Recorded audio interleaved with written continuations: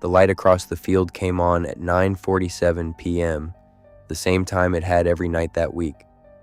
Sarah knew the house was empty. She'd watched the county condemn it herself 3 years ago, standing in her mother's kitchen, drinking her mother's coffee. But the light was on, and tonight, for the first time, it was moving. Sarah Kowalski hadn't planned to stay. She'd driven up from Des Moines just to sort through her mother's things, a weekend job, maybe 2. But the blizzard the forecasters had called a dusting turned into something else entirely. By Thursday night, Highway 9 was closed in both directions.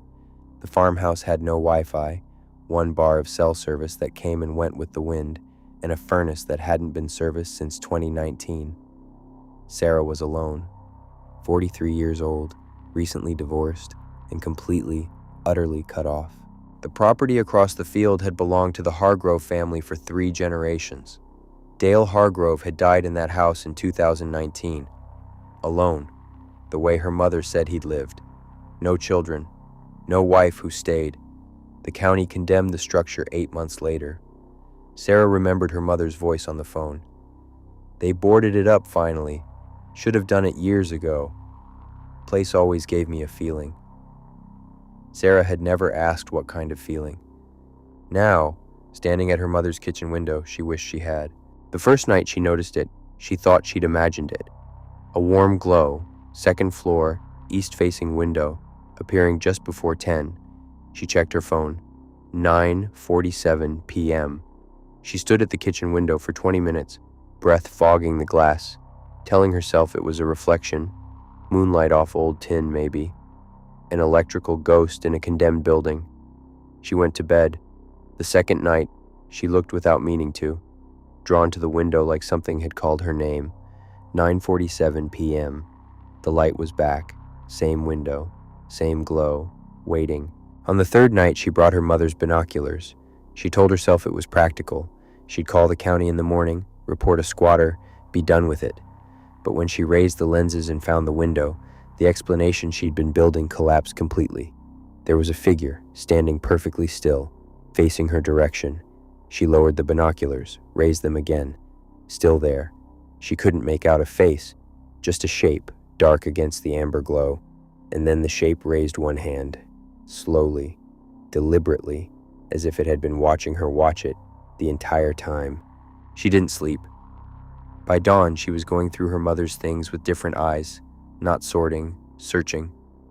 In the kitchen junk drawer, beneath takeout menus and dead batteries, she found a notepad, her mother's handwriting, dates going back 18 months, times, always the same time, 9:47, light on, 9:47, light on, moved to front window, watched me back. The last entry was dated 6 days before her mother's stroke. 4 words, underlined twice. Don't look at it. Sarah set the notepad down on the counter. Outside, the field was white and still and empty. She knew she wasn't going to call the county. She knew it the way you know things you don't want to admit, quietly, in the back of your chest. She put on her mother's boots, her mother's coat, and she walked out into the field at 2 in the afternoon when the light was flat and honest and the house had no power to perform. The front door had been boarded, but the board had been removed recently. Clean wood where the nails pulled out, no weathering. She stood on the porch for a long time, then she pushed the door open. The inside of the Hargrove house smelled like cold and something older, something that lived in the walls. She used her phone flashlight. The ground floor was exactly what a condemned house should be. Water damage, ruin, absence.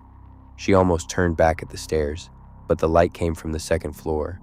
The bedroom door was the only one on its hinges. She pushed it open. The room was empty except for a chair positioned directly at the window, facing her mother's house. And on the floor, laid out in a deliberate circle, were photographs. Every single one was of her mother. Sarah counted 31 photographs. Her mother at the mailbox, her mother hanging laundry, her mother at the kitchen window, the same window Sarah had been standing at every night. Some of the photos were recent. Some were old enough that her mother's hair was still dark. Dale Hargrove had been watching for years, maybe decades, and her mother had known, had written it down, had tracked the light, had told herself not to look, but had never left. Never called anyone, never said a word to Sarah. She picked up the most recent photograph and turned it over. On the back, in handwriting she didn't recognize, "She's gone now. You'll do." She ran. Back through the field, into the farmhouse, deadbolting the door with hands that wouldn't stop shaking. She tried 911 3 times. Call failed. Call failed. Call failed. She tried her sister in Ames. Nothing. She pulled up her text messages and typed everything, the photographs, the chair, the handwriting, and watched the message sit unsent, the signal bar blinking in and out like a dying pulse. She stood in her mother's kitchen and breathed and told herself, "The house is empty now. You saw it yourself. You were just in it. There is no one there." Then she looked at the window. 9:47 p.m. The light was on. In the morning she found the tracks. Her own prints were still visible in the snow, out to the Hargrove house, back again, the panic readable in the stride length. But there was a second set she hadn't made, larger. Coming from the tree line at the far edge of the property, crossing the field, and stopping directly outside her mother's back door. They didn't leave. Whoever had made them had stood there, right there, 3 feet from where she'd been sleeping.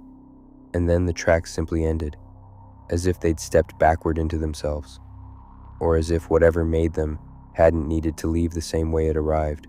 She found the notepad on the kitchen counter where she'd left it, but there was a new line beneath her mother's last entry. The ink was different. The handwriting was shakier, like someone writing in the dark, or writing afraid. "It already knows you're here." Sarah looked at the back door. The deadbolt was still thrown. Every window was still latched. She looked out at the field.